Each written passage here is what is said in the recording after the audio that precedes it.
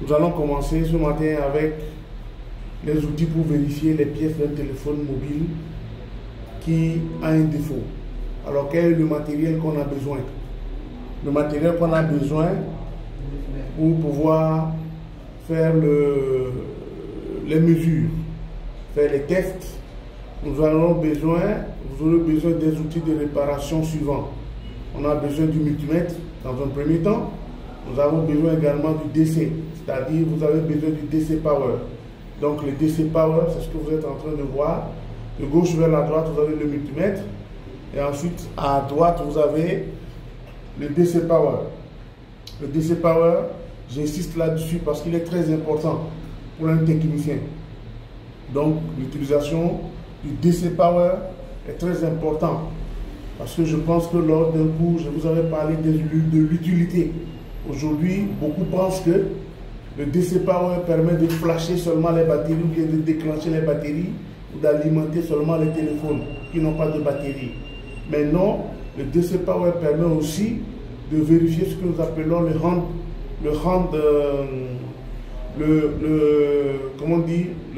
logo et le stock on logo, ou le démarrage en boucle d'un téléphone par exemple. C'est le DC Power qui permet de le faire. Alors, lorsque vous allez commencer, messieurs, je vous ai demandé que vous allez prendre des notes. Donc, vous allez noter à chaque composant ce qu'il faut faire. Alors, nous allons voir comment vérifier maintenant les pièces ou bien la sonnerie d'un téléphone. Et avant-hier, je vous avais parlé de sonnerie. Pour vérifier la sonnerie d'un téléphone portable qui est défectueux ou endommagé, laissez le multimètre en mode buzzer. Donc pour une sonnerie, vous devez mettre le test sur buzzer. Tu arrêtes de prendre les photos. Tu arrêtes de prendre les photos. Tu arrêtes. Tu prends. Pour le buzzer, s'il s'agit d'un haut-parleur ou d'une sonnerie, s'il s'agit d'une sonnerie, vous mettez seulement comment tester une sonnerie ou un haut-parleur. C'est tout. Sonnerie, comment tester, vous mettez en gros caractère comment tester. Et après maintenant en bas, vous commencez par prendre ça un par un. Vous prenez seulement, vous mettez sonnerie. Et ensuite maintenant, vous mettez sonnerie. Et hop, vous écrivez ce qu'il faut. Sonnerie ou haut-parleur. Sonnerie ou haut-parleur, mettez le multimètre sur buzzer. Positionnez le multimètre sur le mode buzzer. Et ensuite vous positionnez les sondes sur les deux pointes. La valeur doit être comprise entre 8 et 10 ohms. Donc ça veut dire que la valeur qui doit s'afficher doit être entre 8 et 10 ohms. Alors, si la valeur se situe entre cette plage, la sonnerie est en bon état. Donc ça veut dire que vous mettez si valeur OK, si valeur OK, sonnerie OK, c'est tout. Il faut savoir prendre, ce n'est pas écrire tout. Il faut mettre comment tester, deux points. À la ligne, maintenant, vous mettez astérisque, sonnerie ou haut-parleur. Voilà, mode buzzer, valeur entre 8 et 10 ohms. Si, valeur OK, sonnerie OK. C'est tout. C'est tout. Si la valeur du multimètre est 4 ou 5 ou 12 ou 14, changez la sonnerie. C'est simple comme bonjour. On n'a pas noté des trucs tralala.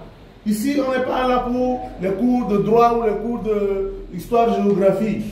Vous voyez un peu, il faut savoir prendre note pour aller plus vite. Donc, là, le truc c'est quoi? Pour tester un haut-parleur ou une sonnerie d'un téléphone portable, d'un smartphone, on va mettre le multimètre sur le mode buzzer. Et on va mettre les sondes sur les contacts du sonnerie ou bien du haut-parleur. Si la valeur est comprise entre 8 et 10 ohms, ça veut dire que votre sonnerie est OK. Si la valeur n'est pas ça, ça veut dire que votre sonnerie est en mauvais état, il faut remplacer. C'est tout. C'est tout. D'accord? Alors, comment vérifier maintenant un vibreur ou un moteur? Vérification d'un vibreur, vibreur ou moteur. Vibreur ou moteur. Vibreur ou moteur.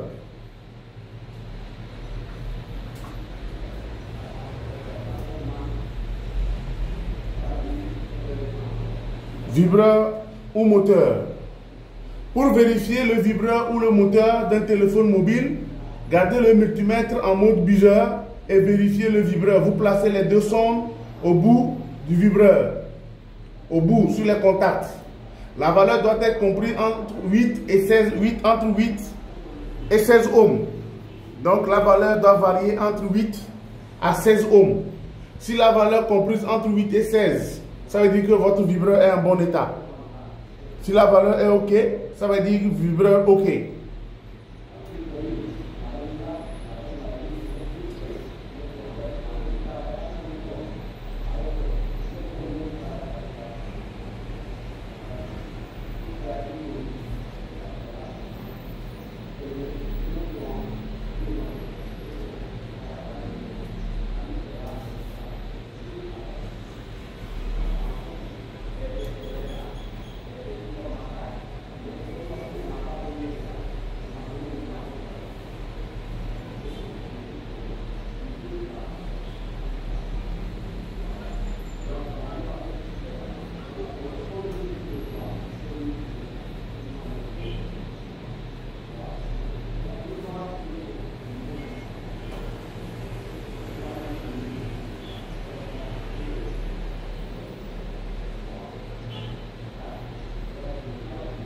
Alors, comment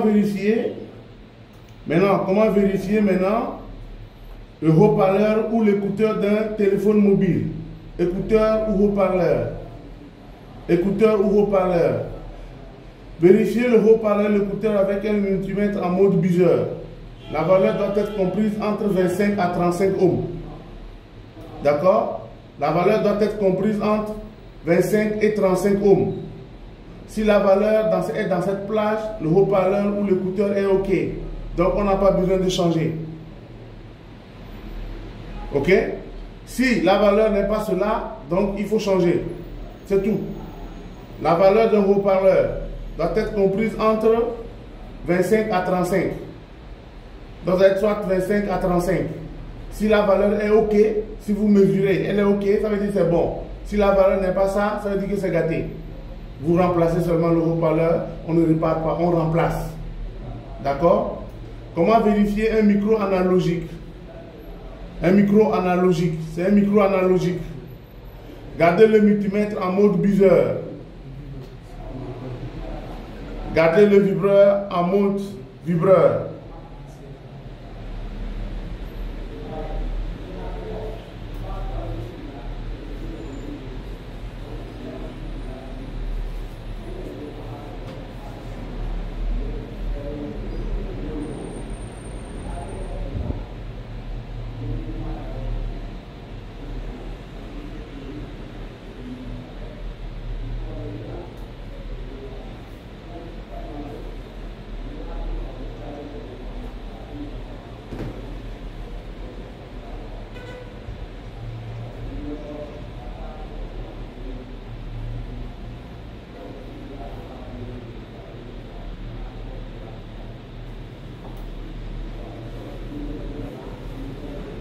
On peut aller? Alors, si pour le vibreur, pour le micro, gardez le multimètre en mode buzzer. Ensuite, vous positionnez les deux sondes sur les deux pointes, les deux pointes. D'accord? La lecture de la valeur sur le multimètre doit être comprise entre 600 et 1800. Donc, pour un micro analogique, la valeur doit être entre 600 et 1800 ohms.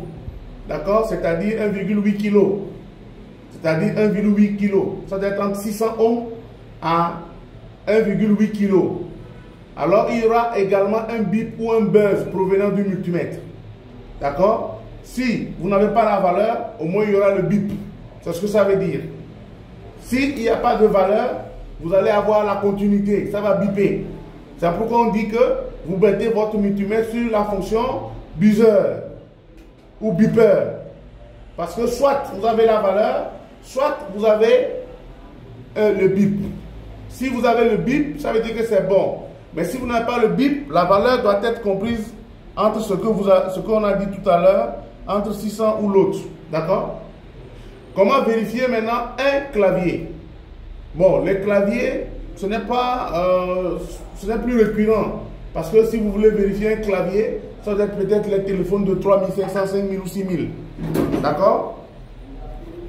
Vous voyez un peu?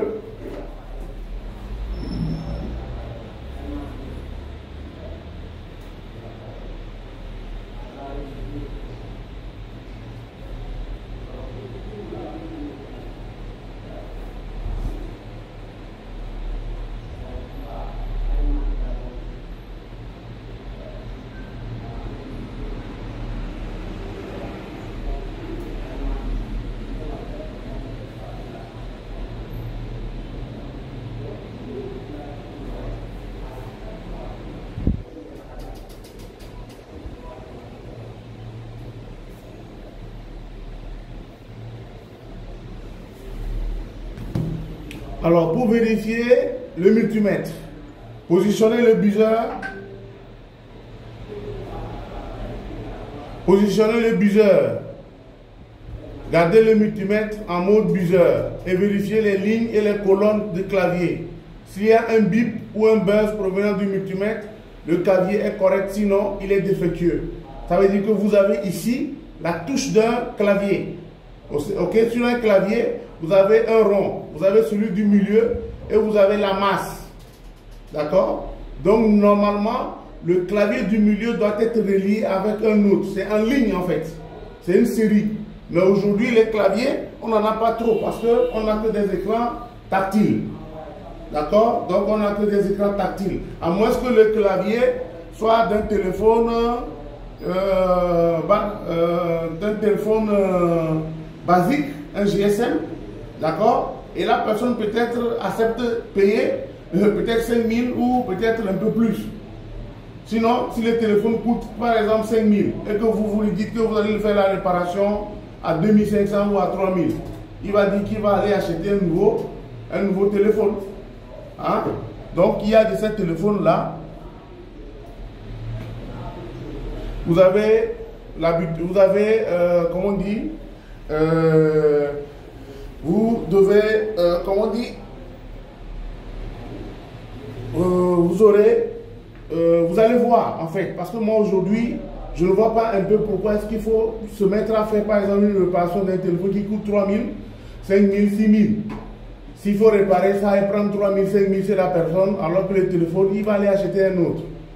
Donc voilà un peu les cas. Peut-être à l'exception près, c'est que la personne vraiment est dans un village où la personne utilise ça pour vraiment, je ne sais pas quoi, qu'il va chercher. Peut-être en l'occurrence seulement si c'est l'écran. Mais si ce sont les autres choses où vous voulez le taxer de 3 000 ou il ne va pas acheter un téléphone à 5 000 et réparer à 3 000. Ça ne va pas se passer. Ça ne va pas se passer. Il n'acceptera pas. Il ne va pas accepter. D'accord? Le connecteur de batterie maintenant. Le connecteur de batterie. Alors, pour vérifier la tension qui doit sortir sur le connecteur de batterie, pour vérifier la tension qui doit sortir du connecteur de batterie, nous allons garder notre multimètre sur la fonction 20 DC continu, 20 volts DC. Donc, on va tourner le multimètre sur 20 volts DC, c'est-à-dire 20 volts courant direct. Et ensuite, maintenant, vous positionnez les sons plus sur la pointe plus, sur la bande plus, et le moins sur le moins, la sonde noire sur le moins. La valeur doit être entre 1,5 à 3,6 ou 3,5 volts pour certaines batteries ou 4,2 pour d'autres batteries. C'est-à-dire, aujourd'hui, les batteries que nous utilisons sur nos smartphones de qualité, la valeur de la tension est à 4,2 volts. Donc, votre valeur sur 20 DC doit afficher la tension qui est dans la batterie. Si la batterie est déchargée, vous aurez moins de 3,5 ou moins de 4,2 volts. Mais si la batterie est bien chargée, vous verrez que vous aurez la tension qui est mentionnée. Alors, quand vous prenez la batterie d'un téléphone, prenez soin de regarder sur la batterie parce qu'on va noter la batterie la tension sur la batterie. D'accord? Donc, on note toujours la tension, la valeur de la tension, la valeur du courant sur la batterie. Et un bon technicien, c'est la première des choses qu'il doit faire avant de vouloir déclencher la batterie. Hein? Vous devez d'abord vérifier si est-ce que la tension qu'on a notée sur la batterie est exacte. Si maintenant vous n'êtes pas sûr, c'est là où vous allez prendre votre multimètre, positionner le calibre de 20 volts DC et mesurer. Si la valeur est moins de 2,8 volts, alors là, il faudra maintenant faire d'autres tests. Voyez un peu. Donc, c'est comme ça que ça doit se passer. Si ce n'est pas le cas, votre batterie est naze. OK? Donc, nous allons continuer ensuite. Nous allons vérifier maintenant la batterie. Vérifiez la tension avec un multimètre. Gardez le multimètre sur 20 volts DC et vérifiez. La valeur doit être égale ou supérieure à 3,7 volts. courant continu. D'accord? La valeur doit être égale. La valeur doit être égale ou supérieure à 3,7 volts si elle est bien chargée. Voyez un peu. Donc c'est ce que je viens de vous dire tout à l'heure. Alors on avait vu dans le cours précédent où nous avions parlé de quoi? Nous avions parlé de l'utilisation du DC Power. Et dans l'utilisation du DC Power, on nous a dit à une tension donnée, la valeur doit être augmentée. D'accord? Donc ce qu'on va dire déclencher. Je prends l'interrupteur. Hein? La batterie. Mais c'est ce qu'on a dit en haut. C'est ce qu'on a dit en haut.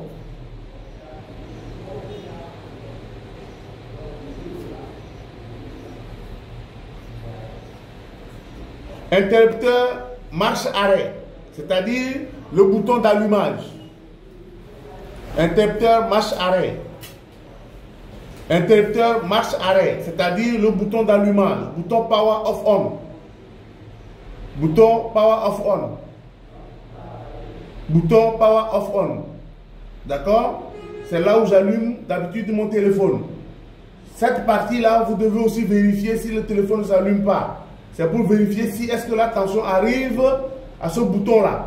Parce que c'est lui qui permettra à la tension de circuler. Sur l'interrupteur marche-arrêt. Sur l'interrupteur marche-arrêt, vérifiez la tension avec un multimètre. Positionnez le multimètre sur la tension, le calibre 20 volts DC. Et vérifiez. C'est-à-dire que vous avez le bouton d'allumage. Et vous allez tester au bord du bouton d'allumage. Donc nous allons vérifier au bord du bouton d'allumage si la tension y est. C'est comme par exemple,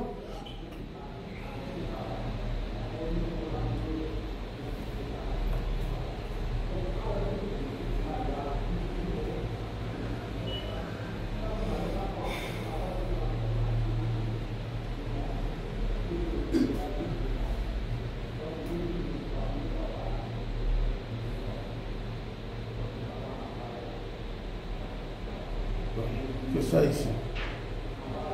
C'est ici. C'est ça qui est là ici. Hier, avant-hier, j'avais montré une carte mère qui était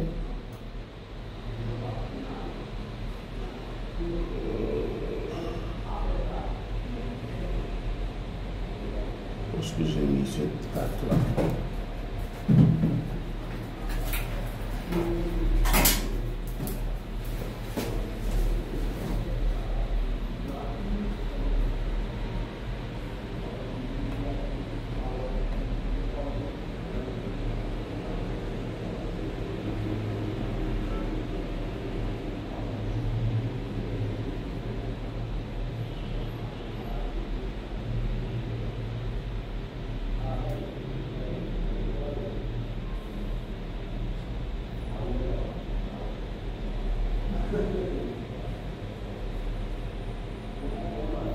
Voilà, c'est là ici.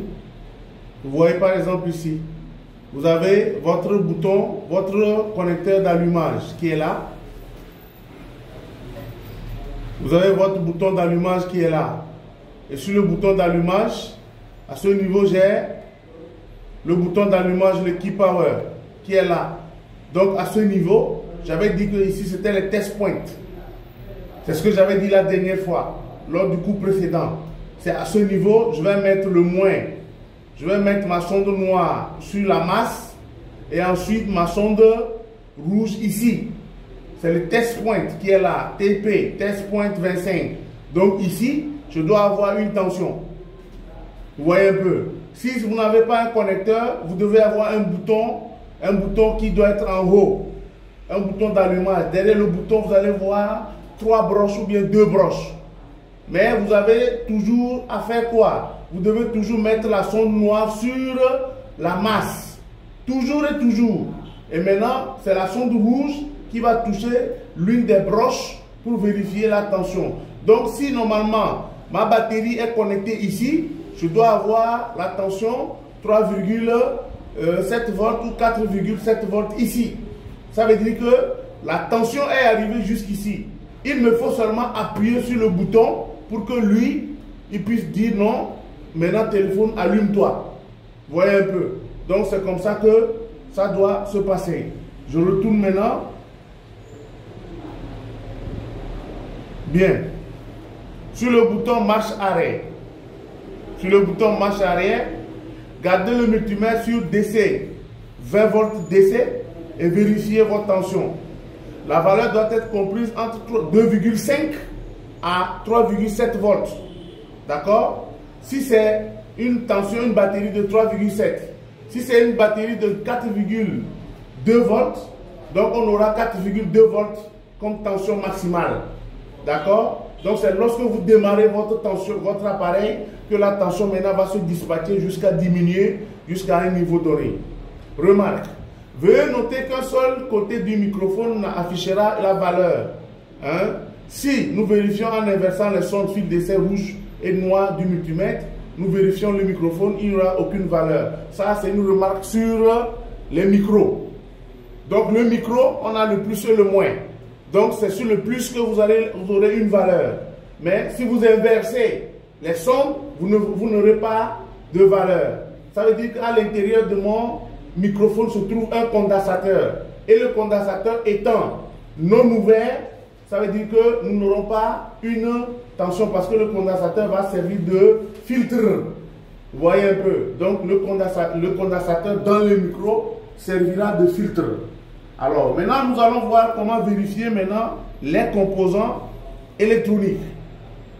Nous allons voir comment vérifier-t-on les composants électroniques. Si nous voulons vérifier les composants électroniques, nous prenons le cas de la bobine. Nous l'avons fait tout à l'heure. Pour la bobine, il faut d'abord localiser notre bobine. Et pour localiser notre bobine, en allant sur notre image, voilà, nous allons chercher la bobine. J'avais dit que les bobines, nous allons les retrouver autour de quoi? Autour du... Voilà. Et ensuite, les bobines, les voici. Nous avons 1, 2, 3. Ici, vous avez 4. Vous avez 5. Vous avez 6. Le monsieur qui est venu ici, qui m'a trompé que la bobine, là, il est reparti s'asseoir là. Il est en train de voir. Nous avons les bobines ici. Les bobines ici. Qui est cette bobine, ce composant que vous voyez différent de celui-ci. Celui-là, il est différent de celui-ci. Vous voyez un peu la couleur. Celui-ci est différent de celui-là. Donc ici, nous avons une bobine. Il est différent de ceci, de celui-là et de tout ça là. Le composant que vous voyez ici, au milieu là, est différent de celui-là et de celui-là. Le monsieur, il a compris. Il se connaît. Voilà. C'est de lui qu'il s'agit. Allô?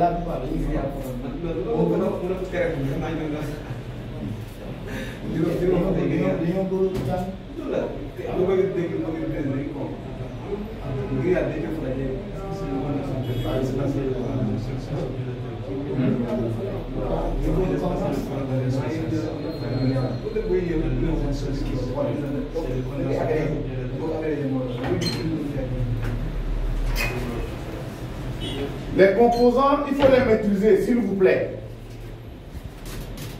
Les composants, il faut les maîtriser et savoir comment les mesurer, les tester. Très important. Je vous avais également parlé des optocoupleurs, des coupleurs. Les coupleurs sont soit de couleur bleue ou de couleur blanche. Et les voici ici. Dans la partie réseau, surtout.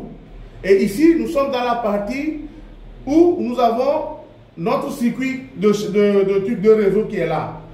Par exemple, le circuit de réseau, le Wi-Fi, qui est là ici. Le circuit réseau, il est là. Le voici ici. C'est lui qui est là, le circuit réseau. C'est le circuit réseau qui est là. Donc, faites très attention pour ne pas confondre. Nous avons beaucoup de composants qui vont se ressembler, mais il est très important de savoir les reconnaître, les tester, pour ne pas déconner. Nous avons ici un fusible qui est là, un autre qui est ici et un autre qui est là. Ce n'est pas des résistances, c'est des fusibles. Donc s'il vous plaît, reconnaissez les composants avant de faire les trucs. Très important. Je retourne maintenant sur le document. Sur mon document, donc s'il est bon, le multimètre va émettre un bip ou un buzz. La bobine sonne. Une bobine qui ne sonne pas est une bobine qui est gâtée. Une bobine doit sonner. Si une bobine ne sonne pas, ça veut dire que cette bobine est gâtée. Donc il est en circuit ouvert, comme on dit. S'il n'y a pas de son, la bobine est défectueuse, remplacez-la par une autre, pardon, c'est tout. Il n'y a pas d'autre chose à faire. Vous la remplacez. Vous prenez seulement une autre bobine, vous regardez sur une autre carte mère. Vous prenez une autre carte mère, vous regardez la position, la taille de quoi? Des pastilles surtout. Quand moi, par exemple, je vais remplacer un composant, si je dois remplacer à ce niveau, je regarde seulement la taille là, ici, des pastilles. Je regarde seulement ça, je le compare avec ce qui est à côte. Vous voyez, quand je prends celui-ci, je dirais que les deux là qui sont ici ce sont presque les mêmes composants. Et moi, je vais chercher même truc, et puis hop, je place. Même ici, si c'est une résistance que je vois, parce que je vais aller chercher d'abord quoi? Le schéma électrique. Je vais d'abord aller chercher le schéma électrique. Quand je cherche le schéma électrique, quand je parle de schéma électrique, certaines personnes vont dormir, ils vont encore me regarder dans les yeux, comme si je voulais les couper la tête. Le schéma électrique, c'est ça. J'ai d'abord le schéma synoptique que voici. Voici le schéma synoptique de mon téléphone. Ce téléphone-là que vous voyez, celui-là que vous voyez ici, c'est son schéma électrique et c'est son schéma bloc qui est là. Ce schéma bloc qui est là, c'est tous les composants que vous voyez qui sont là, sur les deux cartes là. Vous voyez un peu, c'est l'avant et l'arrière. Parce que quand vous retournez celui-ci, ici, ça va revenir ici. Et l'autre partie là, c'est ça qui est ici. Ok? Donc, le schéma électrique, ici, on me donne les procédures. Vous voyez, si quelque part ne marche pas, on me donne les procédures. J'arrive, je vois un peu. Ça, ce sont la chronologie de dépannage qu'on met toujours, on accompagne. Et c'est pourquoi certaines marques qui vendent des téléphones, qui proposent les services après-vente, ne font que, ils vous disent, vous avez la garantie. Pourquoi? Parce qu'ils ont ces documents-là. Je vais l'agrandir pour que vous puissiez voir. Je vais l'agrandir pour permettre de voir ce que c'est. C'est parce que ces structures, ces sociétés-là qui vendent les téléphones, généralement ont ces documents qui sont strictement confidentiels et qui appartiennent aux fabricants. Donc, si tu as une licence, vous voyez par exemple ce cas. Ici, on nous dit c'est la partie de la carte SIM. Si j'ai un problème de carte SIM, par exemple, le téléphone dit insert carte SIM. Si il me dit ça, si c'est yes, je mets, si SIM is OK, je continue. Si le SIM n'est pas OK, alors je vais regarder swap SIM OK. Ça veut dire qu'il faut remplacer le socket. Il faut remplacer le port ou le lecteur de SIM. Voilà ce que ça veut dire. Vous voyez un peu, c'est une procédure. Vous voyez un peu, c'est la procédure de réparation. Alors, si la SIM est OK, pardon, si SIM est OK, alors je continue maintenant vers le bas. Alors, check voltage of SIM card. Ça veut dire qu'il faut vérifier quoi? Il faut vérifier notre carte SIM pour voir si, est-ce que la carte SIM, là où on doit l'alimenter, est-ce qu'elle a 1,8 volts ou elle n'a pas 3,0 volts. Si elle n'a pas 3 volts, alors on continue. Change SIM card. If SIM card does not work after change, check you. Ça veut dire qu'il faut checker le circuit intégré 3006. Vous voyez un peu? Donc c'est une procédure qui vient avec le document. Et c'est pourquoi ces gens-là qui vous vendent des téléphones dans les maisons, on dit maison mère, c'est ça. Le technicien qui est là-bas ne va que suivre cette procédure. Vous voyez un peu? Donc, sinon, si vous vérifiez, ça ne va pas, vous continuez maintenant avec celui-ci.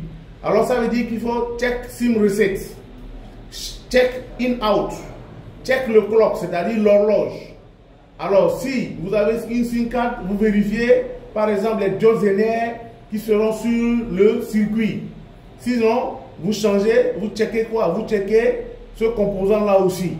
Sinon, après, vous avez le OK. Vous voyez, ce sont des procédures qu'on enseigne dans des maisons. Par exemple, quand quelqu'un vous recrute aujourd'hui et vous dit que vous allez réparer, je vais donner une marque. Je prends mon téléphone portable qui est leader technologie. Je ne vais pas donner une marque d'un truc, je ne donne pas.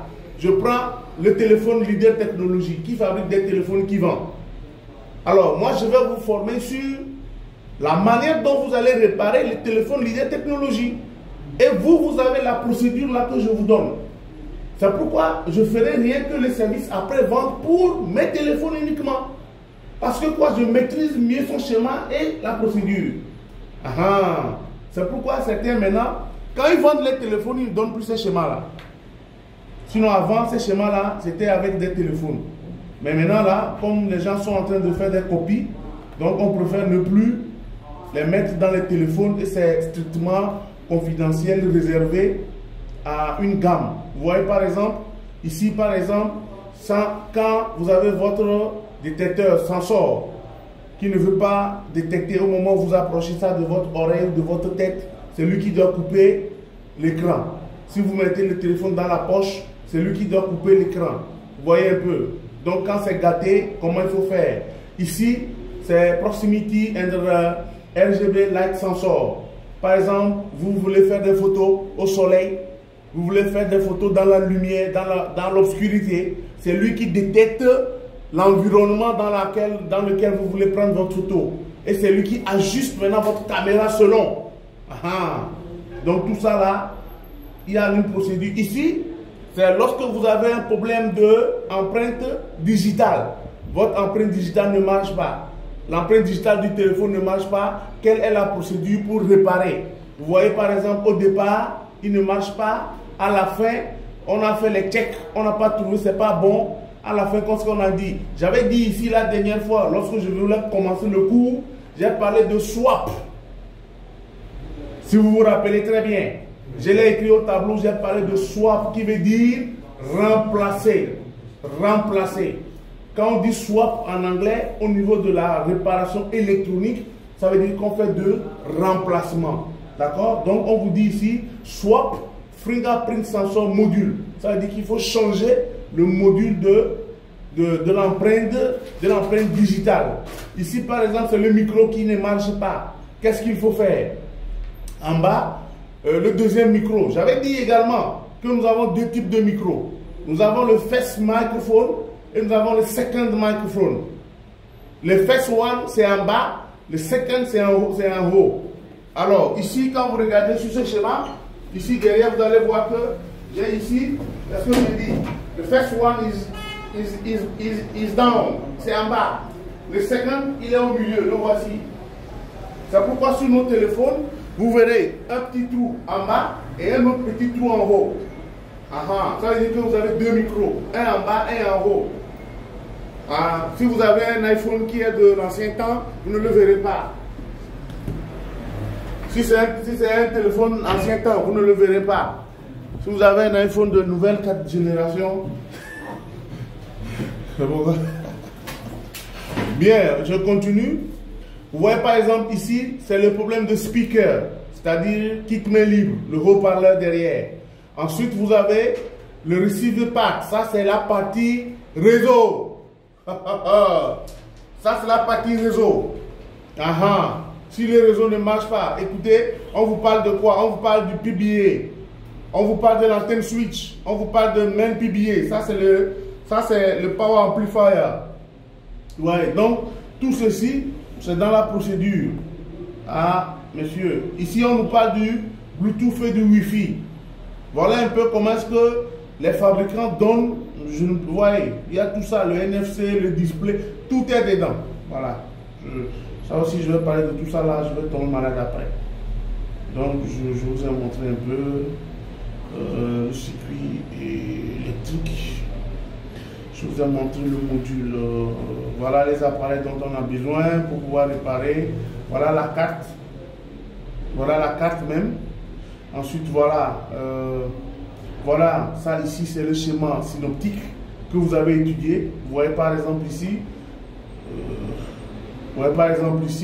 À partir d'ici, il est plus facile de réparer parce que je peux connaître les composants dans lesquels ça passe. Regardez ici, on a écrit quoi? Voilà, c'est ça, la chose. Donc, vous voyez par exemple, ici, on a mis l'antenne switch premier, antenne switch duplexeur. Vous voyez un peu les multiplexeurs des multiplexeurs. Quand on dit multiplexeur, vous voyez un peu ce que ça donne. Il y en a deux qui va continuer maintenant. Et quand vous allez regarder celui-ci, vous verrez que on tombe sur un autre BS qui est un module, je vois c'est à 4G. Donc voilà un peu comment est-ce que l'antenne, un schéma d'un appareil se conçoit. Ensuite, vous avez votre schéma de, voilà, ici par exemple, ce que je disais, on a le main et on a le sub. Je vais un peu réduire pour nous permettre de... Vous avez ici le main, le sub. Ici c'est le subwave, le sub motherboard qui est en bas, c'est le flashcard qui est là. Je vais l'agrandir un peu. C'est ce que nous avons aujourd'hui sur la plupart de nos téléphones. On a le connecteur de charge, on a la batterie, on a ici la fiche jack. Vous avez la première antenne, main antenne qui est en bas, qui va être connectée, le RF câble qui est là, vous avez le second qui est là pour pouvoir capter tout ce qui est signal aussi. Vous avez aussi les autres connecteurs qui sont là. Ici, vous avez les antennes speakers qui sont là ici également. Vous avez encore ensuite un autre antenne qui est là. Vous voyez donc tout cet ensemble-là va gérer beaucoup d'antennes. Quelles sont les antennes? Nous avons le GSM, la LTE, le Wi-Fi, le Bluetooth, le GPRS, le gyroscope. Et tout cela sont sur cette carte-là. Donc ça veut dire que si le connecteur que vous avez ici, ce flashcard n'est pas bien connecté, qu'est-ce que vous voyez ici? On a écrit submain. Vous voyez un peu. Donc si vous voyez celui-là qui n'est pas bien connecté sur celui-ci, votre antenne, votre téléphone aura des soucis. Forcément que vous allez avoir des soucis. Soit c'est un problème de réseau, comme c'est un problème d'autre chose. Maintenant, quand je retourne le flashcard, l'autre, j'ai le micro, j'ai le connecteur de batterie, j'ai le circuit amplifier, j'ai la IL jack et ensuite j'ai le RF switch qui est là. Le RF switch, c'est ce que nous appelons l'antenne switch. Et ensuite, vous avez les sensors qui sont là. Donc, voilà un peu comment est-ce que votre carte se présente. Ensuite, quand vous regardez maintenant celui d'en haut, alors on va le connecter ici. Voici aussi les entrées, les points d'antenne, le connecteur de batterie, un autre point d'antenne également. Et donc tout cela, messieurs, quand vous voulez réparer, prenez bien soin. Vous voyez un peu, tout ça là.